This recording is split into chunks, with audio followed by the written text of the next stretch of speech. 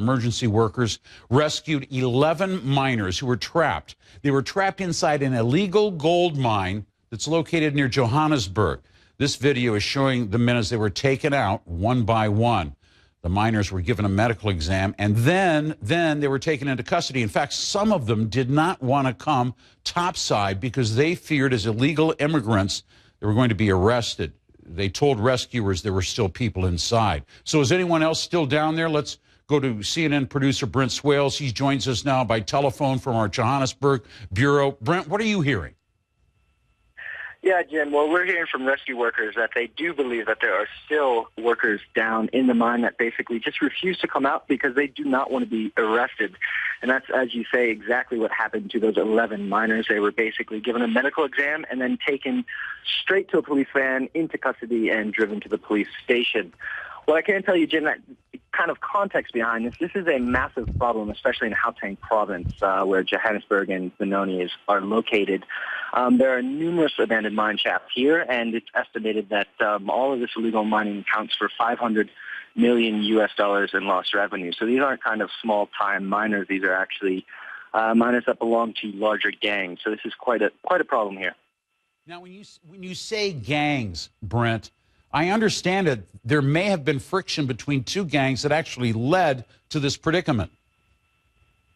That's exactly right. I mean, basically, what rescue workers have told me is that they believe that a rival gang heard these men operating in this abandoned mine shaft and kind of rolled two big boulders down the opening, kind of blocking their exit. That's what the rescue workers targeted when they brought in the machinery today, and so it appears that, yeah, this was a bit of a turf war between the two gangs. Now, you know, originally we were told there were hundreds of miners who had been trapped down below ground. Is this, just a typical case of telephone where the signals are misread, stories are exaggerated, or perhaps was that a way for them to ensure that authorities would respond and would come to the assistance of their colleagues? Well, yeah, I mean, 200 miners, especially when you're talking about illegal miners, that's a number that kind of jumped out at us originally, and we kind of took note and said, wow. But when we got on this, it does seem that, in fact, that a lot of those illegal miners, when they were communicating, actually, they wanted to make sure that rescue workers came.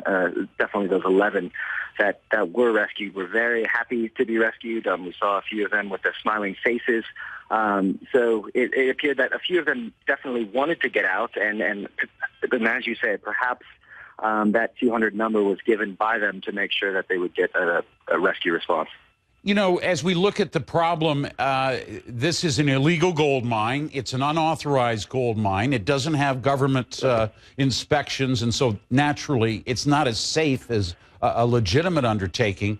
But these are also believed to be illegal immigrants who cross over. Where are they coming from? Why are they coming? Why do they get involved in this?